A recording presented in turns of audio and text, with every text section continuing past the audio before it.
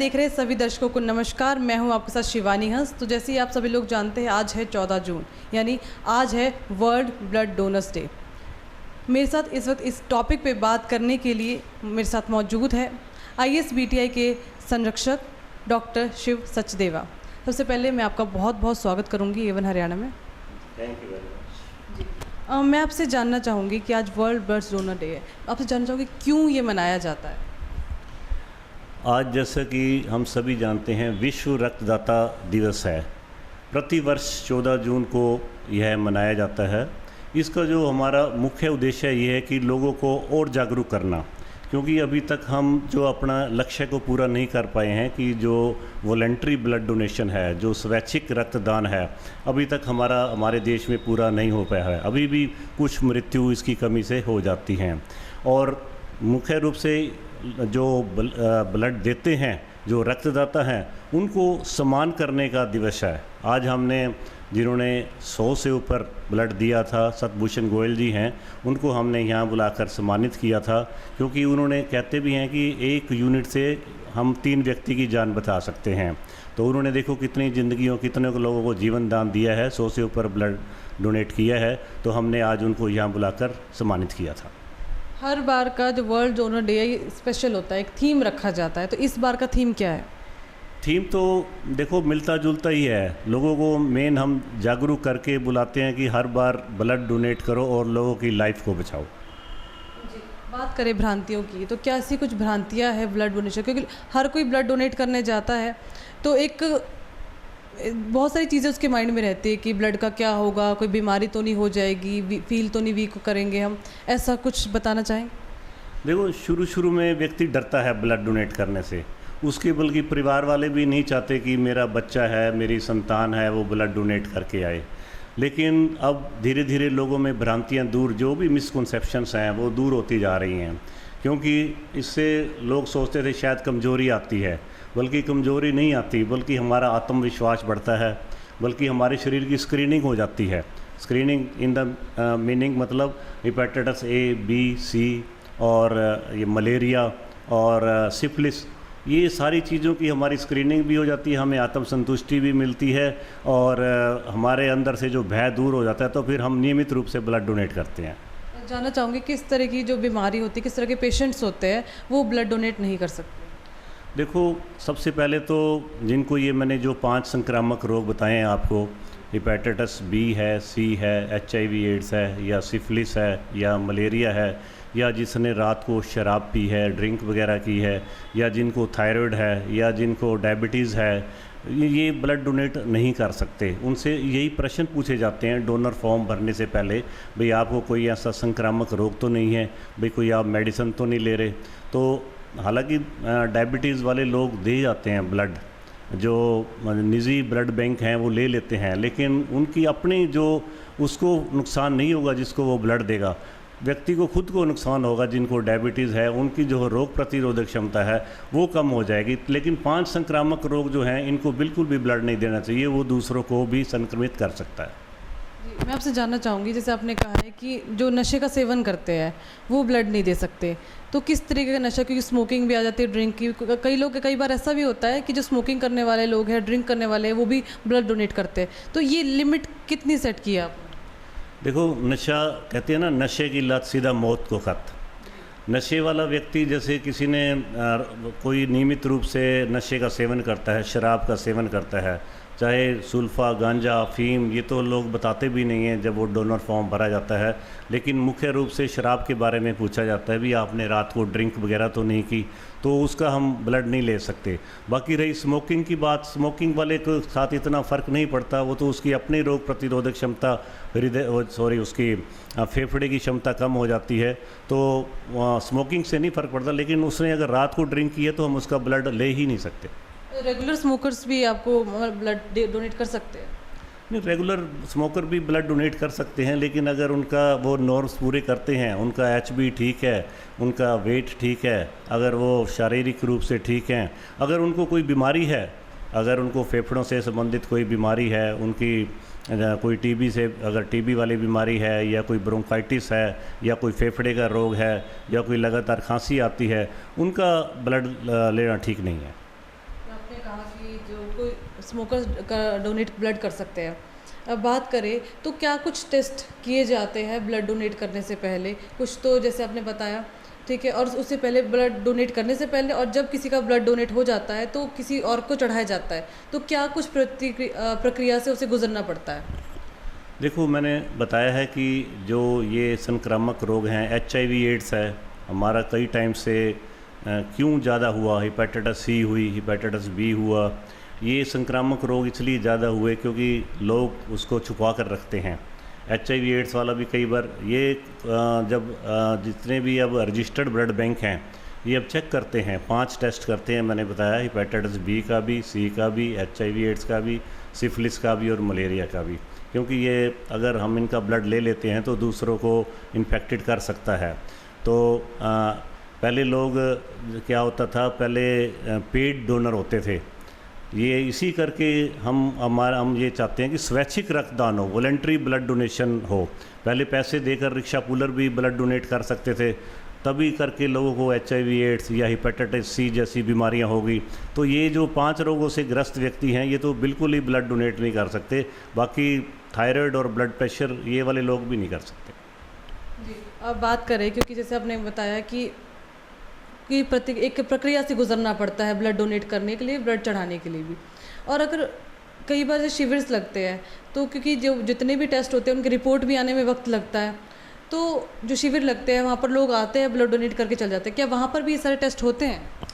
हाँ, उनका पहले स्क्रीनिंग होती है, पहले जांच होती है, उनका ब्लड प्रेशर भी चेक करते हैं, उनकी पल्स भी चेक करते हैं, उनका वेट भी देखते हैं। डोनर फॉर्म भरने से पहले इन प्रक्रियाओं से उनको गुजरना पड़ता है। उनसे पूछते हैं, भैया आपने रात को कोई टेबलेट तो नहीं खाई, या आप रेगुलर कोई टेबलेट तो नहीं ले रहे, कोई ड्रिंक तो नहीं की आपने, या आपको इन 5 बीमारियों में से कोई संक्रामक रोग तो नहीं है, या आपका वेट 45 kg से कम तो नहीं है, या आपको कोई ऐसी टेबलेट जो कुछ बीमारियों की जो टेबलेट हैं वो तो नहीं ले रहे। अगर उनमें से कुछ है तो उनका जो है ब्लड नहीं लिया जाता।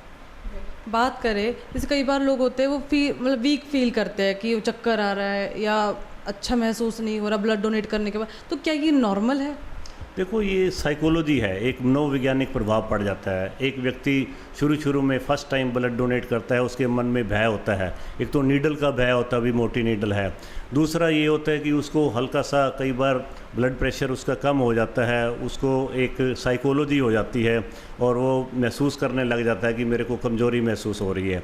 लेकिन इससे कुछ नहीं होता। मैं तो यही कहता हूँ कि बल्कि ब्लड डोनेट करने के बाद उसको आत्मसंतुष्टि मिलती है, हमारे शरीर की स्क्रीनिंग भी हो जाती है, और जे अगर उसको कोई संक्रामक रोग है तो जो ब्लड बैंक्स वाले हैं वो उसको गुप्त रखते हैं, बाद में उसके परिजनों को या उसके रिश्तेदारों को बताते हैं कि इसको हेपेटाइटिस C है या HIV एड्स है, इसको आगे से ये ब्लड डोनेट नहीं कर सकता, और उस ब्लड को फेंक दिया जाता है, दूसरों को नहीं चढ़ाया जाता। तो इस प्रक्रिया से गुजरना ही पड़ता है। बात करें फर्स्ट टाइम डोनर्स को, वो थोड़ा सा डर भी रहता है मन में कि फ़र्स्ट टाइम ब्लड डोनेट कर रहे हैं, तो एक तो क्या कुछ ख्याल उन्हें रखना चाहिए वो बताइएगा, और दूसरा कि कभी कभार टेंशन आ जाती है, स्ट्रेस में आ जाते हैं कि क्या होगा कैसे होगा, उनको क्या कुछ ख्याल रखना चाहिए?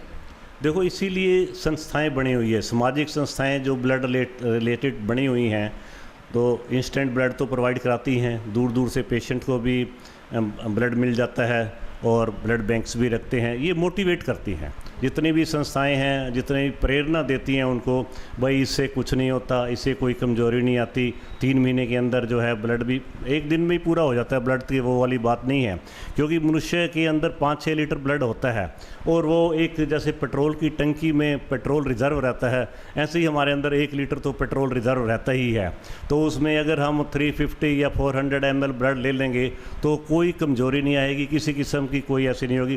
पर ठीक है, उसको उस दिन जिस दिन उसने ब्लड डोनेट करना है तो लिक्विड थोड़ा सा ज़्यादा मात्रा में लेना चाहिए, शारीरिक परिश्रम नहीं करना चाहिए, और उसके बाद कोई ज़्यादा वर्कआउट नहीं करना चाहिए। लेकिन रेगुलर जो बैठने वाला वर्क है वो कर सकता है, लेकिन शारीरिक श्रम नहीं करना चाहिए, और इसको छुपाना भी नहीं चाहिए कि अगर उसका HB कम है तो उसको अपने आप ही ब्लड डोनेट नहीं करना चाहिए।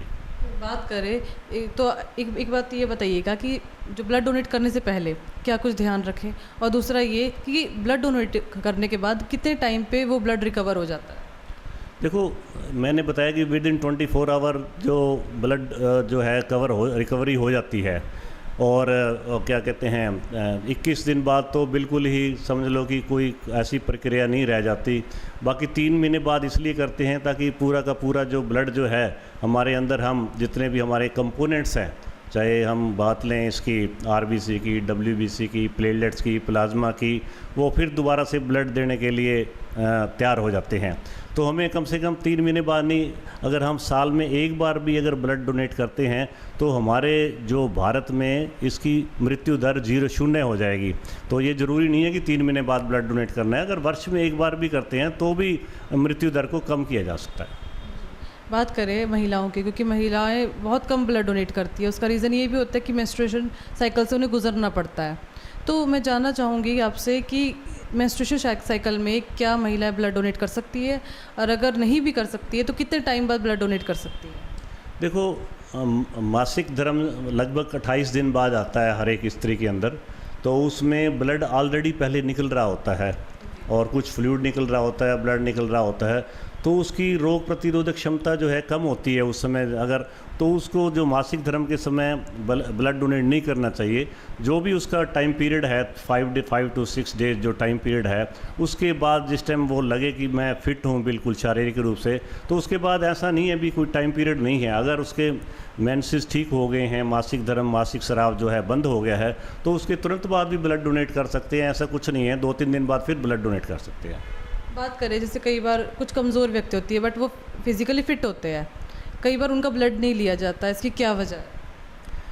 ऐसा नहीं है, कई बार क्या होता है जब डॉक्टर चेक करता है, जब चिकित्सक देखता है कि इसका वेट भी मोर देन 45 kg है, लेकिन जो फिज़िकल लुक है वो ठीक नहीं लगती उसको लगता है कि इसके अंदर कोई ना कोई शारीरिक बीमारी है, उस समय रिजेक्ट कर दिया जाता है। और कुछ जो ब्लड बैंक्स वाले वो इसलिए भी रिजेक्ट कर देते हैं, जैसे आजकल गर्मियां हैं तो 12 बजे के बाद उन्होंने ब्लड नहीं देता, या फिर उन्होंने एक लक्ष्य निर्धारित किया होता है भी हमने 51 जो है क्या यूनिट्स लेने हैं, तो भी उसका रिजेक्ट कर दिया था। लेकिन ऐसी कोई वजह नहीं है। अगर 45 kg से ज़्यादा अगर वो है और लेकिन फिज़िकली अगर वो कमज़ोर है, तो उसको अगर कोई बीमारी नहीं है, जो भी नॉर्म्स पूरे करता है, तो ब्लड ले लेना चाहिए। अगर बात करें जैसे हाल ही में नई बीमारी है ये कोरोना, ठीक है, उसमें एक तो वैक्सीनेशन अब लगाई जा रही है, उसके बाद अब बहुत हद तक हालात बेहतर होने लगे हैं। तो आपको क्या लगता है कि वैक्सीनेशन के बाद क्या, या फिर उसके कुछ टाइम बाद, वैक्सीनेशन जैसे आपने आज ली, तो क्या कल आप ब्लड डोनेट कर सकते हैं, उसमें कोई दिक्कत नहीं वैक्सीनेशन में? नहीं, वैक्सीनेशन तो देखो पहले भी लग रही हैं बच्चों को। कहते हैं breastfeeding and vaccination leads to better childhood. जैसे अगर माँ बच्चे को दूध पिलाती है और हम वैक्सीनेशन लेते हैं, किसी भी प्रकार का है, मीजल्स का है, MMR का है, तो अच्छा जो है बेटर चाइल्डहुड हो जाता है और जो प्रोफाइलैक्सिस वाली बीमारियां नहीं होती हैं। ऐसे ही कोरोना में केस में है, कोरोना की भी जो जैसे फर्स्ट डोज लगती है, फिर सेकंड लगती है, फिर बूस्टर लगती है, लेकिन अगर हमारे को वैक्सीनेशन लग गया है या नहीं लगा, उससे रक्त दान के संबंधित कोई वो कारण नहीं है। हाँ ठीक है, अगर किसी को कोरोना हो जाता है तो उसके 3 महीने बाद कम से कम उसका रक्तदान करना चाहिए, उस समय नहीं रक्तदान करना चाहिए। लेकिन वैक्सीनेशन का इससे कोई संबंध नहीं है। अगर आप वैक्सीनेशन के चाहे नेक्स्ट डे या सेकंड जो भी 2-3 दिन में वैक्सीनेशन का असर हो जाता है, तो आप ब्लड डोनेट कर सकते हैं। जैसे कई लोगों को वैक्सीनेशन के बाद बुखार हो जाता है, क्या उसमें ब्लड डोनेशन कर सकते हैं? हाँ, उसमें कोई नहीं है, उसमें आप ब्लड डोनेट कर सकते हैं, लेकिन अगर हाई फीवर है फिर नहीं कर सकते। अगर माइल्ड फीवर है, 99 फीवर है वैक्सीनेशन के बाद, लेकिन तो 1-2 दिन में वैसे तो ठीक हो जाता है फीवर, तो उसके बाद लेकिन अगर आपको फीवर है तो वैसे रिस्क लेने की कोई ज़रूरत नहीं है। उसको जो ब्लड लेगा उसको कोई फ़र्क नहीं पड़ेगा, लेकिन जो डोनर है, जो रक्तदाता है, उसकी रोग प्रतिरोधक क्षमता कम हो सकती है। अब बात करेंगे जैसे डेंगू हो जाता है, तो डेंगू होने के बाद प्लेटलेट्स कम हो जाते हैं, तो क्या वो शख्स ब्लड डोनेट कर सकता है? देखो, प्लेटलेट्स होते हैं जैसे कोशिकाएं जो है ना, ये ब्लड को रोकती हैं। हमें कभी भी चोट लगती है ना, तो कोशिकाएं जो है ब्लड को रोकती हैं, रक्त स्राव को बंद करने का कार्य करती हैं। तभी मैंने अभी बताया कि इसके 3-4 कंपोनेंट्स हैं, आरबीसी, डब्ल्यूबीसी, प्लेटलेट्स और प्लाज्मा। आरबीसी वाला तो जिनका ब्लड कम है, एचबी कम होगा। डब्ल्यूबीसी जो है हमारी डिफेंस मैकेनिज़्म में काम करता है। और प्लेटलेट्स है, अगर आजकल प्लेटलेट्स डेंगू में जब जिनको डेंगू हो जाता है, जिनको प्लेटलेट्स की कमी आ जाती है, तो प्लेटलेट्स जब मर्जी प्लेटलेट्स दे सकता है। जो व्यक्ति है प्लेटलेट्स की अगर उसको किसी को चाहिए, किसी रोगी को चाहिए, तो जब मर्जी प्लेटलेट्स को दे सकता है। इससे कोई शरीर के ऊपर कोई असर नहीं पड़ता। ठीक है, समय ज़्यादा लगता है क्योंकि आजकल सेपरेटर मशीन है, तो प्लेटलेट्स के देने में कोई दिक्कत नहीं आती किसी को। एक सवाल हमारे सामने अक्सर आ रहा है कि जो थैलेसीमिया माइनर होते हैं, क्या वो ब्लड डोनेट कर सकते हैं? देखो, थैलेसीमिया मेजर और माइनर दो चीज़ें होती हैं। थैलेसीमिया माइनर वालों को तो देखो कई बार माइनर वाले को 60 साल बाद पता नहीं चलता, पूरी लाइफ ही नहीं पता चलता कि मुझे थैलेसीमिया है, क्योंकि कोई लक्षण तो आते नहीं है थैलेसीमिया माइनर वाले को और पता ही नहीं होता। लेकिन जब कभी टेस्ट करवाता है वो, तो उसमें क्या होता है, HB तो कम होता है और RBC बढ़े हुए मिलते हैं, तो शंका हो जाती है भाई इसको थैलेसीमिया हो सकता है। फिर वो थैलेसीमिया जो प्रोफाइल टेस्ट होता है इसका, वो करवाया जाता है। लेकिन वो ब्लड डोनेट कर सकता है, उसमें उसको कोई फ़र्क नहीं पड़ता। हाँ, अगर उसका HB कम है फिर वो ब्लड डोनेट नहीं कर सकता, लेकिन अगर थैलेसीमिया माइनर वाला पेशेंट है तो वो ब्लड डोनेट कर सकता है। जी, और एक सवाल मैं आपसे जानना चाहूँगी कि जो ब्लड डोनेशन के बाद अक्सर लोगों का सवाल होता है कि क्या होता है हमारे ब्लड का, किसके पास जाता है, कहाँ जाता है, क्या कुछ होता है, ये सवाल तो जवाब देना चाहेंगे? हाँ, देखो, हमारे जो क्रॉस मैचिंग होती है, क्योंकि ज़रूरी नहीं है कि अगर किसी का B पॉजिटिव है तो उसका भी B पॉजिटिव है तो उसको हमने अगर ब्लड देना है, तो पहले जब तक क्रॉस मैचिंग नहीं होती, पहले जो फ्रेश ब्लड देने वाला व्यक्ति आता है ना, उसको पता ही नहीं होता कि मेरा जो फर्स्ट टाइम ब्लड डोनेट कर रहा होता है कि मेरा ग्रुप क्या है। उसको ग्रुप भी बाद में बताया जाता है, उसकी क्रॉस मैचिंग भी की जाती है। उसके बाद वो मैंने जो बताया है, जो संक्रामक रोग हैं उनकी टेस्टिंग भी की जाती है। तो उसके बाद ही जो है ब्लड जो है आगे सप्लाई किया जाता है, ऐसे नहीं किया जाता। पहले उसकी क्रॉस मैचिंग होगी, पहले उसका RH पॉजिटिव है या नेगेटिव है उसके बारे में बताया जाएगा, और फिर उसके बाद जो संक्रामक रोग वाले जो टेस्ट हैं तो फिर उसको इन्फॉर्म किया जाएगा कि आपको अगर संक्रामक रोग है तो आप ब्लड नहीं दे सकते। कई बार ये सुनने को आता है कि जैसे कि ब्लड इकट्ठा कर लेते हैं जो शिविरों में, और उसके बाद जो खराब ब्लड ग्रो होता है उसको फेंका भी जाता है, ठीक है? तो इससे क्या हम ये नहीं मान सकते कि ब्लड की वेस्टेज हो, क्योंकि इससे चला ले ही ना ब्लड? देखो, ये हिस्ट्री बताते नहीं है पेशेंट, और कई बार तो कुछों को वैसे पता ही नहीं होता भाई मेरे को HIV एड्स है या हेपेटाइटिस C है, क्योंकि उनको लक्षण ही नहीं आते। हेपेटाइटिस C वाले आप रतिया में देखो कितने हेपेटाइटिस C के पेशेंट हैं, तो पता ही नहीं चलता, ठीक है ना। ये सारी ब्लड बोर्न डिजीज़ हैं, हेपेटाइटिस C, हेपेटाइटिस B, हालांकि इनकी वैक्सीनेशन है हेपेटाइटिस B का, तो ठीक है हेपेटाइटिस C का वैक्सीनेशन नहीं है लेकिन ट्रीटमेंट इसकी पूरी है। और HIV एड्स वाला तो है, उसका कोई अभी ट्रीटमेंट नहीं है, ART है, एंटी रेट्रोवायरल ट्रीटमेंट है, जो अगर चलती रहे तो सारी उम्र व्यक्ति जो है जीवित रह सकता है। लेकिन हम इनका ब्लड नहीं ले सकते क्योंकि ये बहुत ज़्यादा संक्रामक रोग हैं। और मलेरिया वाले जो 2 टेस्ट और होते हैं, मलेरिया और सिफिलिस, वो ठीक होने के बाद वो ब्लड दे सकते हैं। ब्लड वेस्टेज के बारे में क्या कहेंगे? हाँ, ब्लड वेस्टेज के बारे में ये भी हम ये तो अगर फेंके ना तो दूसरों को संक्रमित तो करेगा, दूसरों को इन्फेक्शन दे देगा, तो उसको सबसे पहले तो यही सावधानी रखी जाती है कि उनका ब्लड हम ले ही ना। इसी करके उनकी स्क्रीनिंग की जाती है, BP टेस्ट किया जाता है, इनके 5 टेस्ट किए जाते हैं, क्रॉस मैचिंग किया जाता है। अगर कुछ लगता है भाई वो रिजेक्ट करके उसको फेंकना पड़ता है, कोई बात नहीं। ये तो मैंने बताया पेट्रोल की टंकी है हमारे अंदर, जैसे रिज़र्व रहता है पेट्रोल, उसी तरह हमारे अंदर रिज़र्व है, जब मर्जी ब्लड डोनेट कर दो, कोई फ़र्क नहीं पड़ता। ये तो लोगों में मिथ्या धारणे हैं, मेरे को कमज़ोरी आ गई, चक्कर आ रहा है, या परिवार वालों को थोड़ा लगता है, डर लगता है, लेकिन ऐसा कुछ भी नहीं है। आप 3 महीने बाद बड़े आराम से 60 साल पहले 65 ईयर तक था, आप 60 साल तक है, अभी चलो 18 से 60 साल तक आप ब्लड डोनेट रेगुलर नियमित रूप से कर सकते हैं। तो मतलब इससे फ़ायदे क्या कुछ है ब्लड डोनेशन के? ब्लड डोनेशन के देखो फ़ायदे मैं बताता हूँ कि हम देखते हैं कि एक तो हृदय रोग नहीं होते, इस्चेमिक हार्ट डिजीज होती है, ये हृदय रोग नहीं होते, और उसके अंदर इतनी आंतरिक शक्ति आ जाती है, मोटिवेशन आ जाता है, एक विल पावर आ जाती है, जिससे कि अन्य कई बीमारियां भी दूर हो जाती हैं, स्किन की बीमारियां भी दूर हो जाती हैं। लेकिन मुख्य रूप से हम ये कैसे मैं बताना चाहूँगा कि जैसे एक महिला को हम देखते हैं ना, महिला जितनी भी महिलाएं हैं उनको हार्ट अटैक कम होता है, क्या कारण है? क्योंकि उनका मासिक स्राव होता है, हर महीने मासिक जो चक्र होता है, तो उनका ब्लड जो है निकलता रहता है। इसी तरह अगर हमारा ब्लड 3 महीने बाद अगर निकलता रहे तो हमें भी, जैसे महिलाओं को कम होता है हार्ट अटैक, तो हमें भी हार्ट अटैक कम होगा और इससे संबंधित बीमारियां कम होंगी। ये तो एक बल्कि हमारे लिए बहुत अच्छा उपहार है। बात करें रेयर ब्लड ग्रुप्स की, कौन कौन से हैं वो और उन्हें कैसे संभाला जाता है? ब्लड ग्रुप देखो, ए होता है, बी होता है, ए बी होता है और ओ होता है। और ओ जो है यूनिवर्सल डोनर है, लेकिन हम ये नहीं मान सकते कि ये यूनिवर्सल डोनर है, फिर भी हम क्रॉस मैच करके ही उसको ब्लड चढ़ाते हैं जो जिसको ब्लड देना होता है रिसेपिएंट को। जैसे आपने बताया था कि जो नेगेटिव्स है वो रेयरली मिलते हैं बहुत, तो उसका ज़्यादा ख्याल रखना।